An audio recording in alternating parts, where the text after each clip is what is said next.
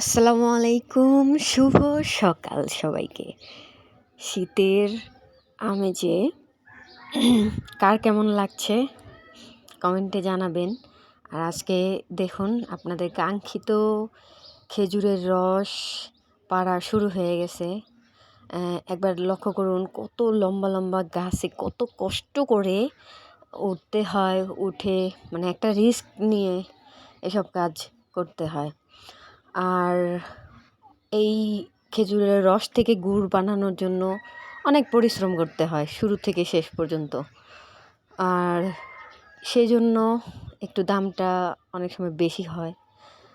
অনেকে প্রশ্ন করেন এত বেশি কেন, কিন্তু খাঁটি জিনিস তার উপর আবার এত কসরত মানে কষ্ট করতে হয়, তো দাম তো একটু বেশি হবেই।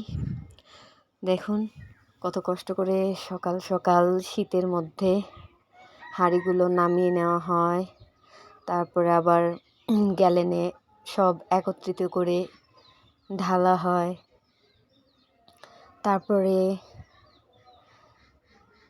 দেখুন একটু একটু করে রস সব কালেক্ট করে তারপর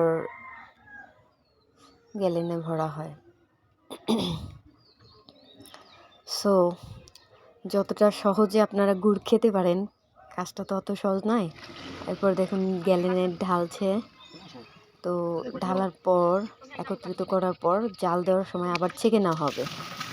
তো আগে হচ্ছে কালেক্ট করা হচ্ছে, তারপরে আবার ওই হাঁড়িগুলো পুনরায় গাছে ঝুলানোর আগে পরিষ্কার করে নেওয়া হয়। দেখুন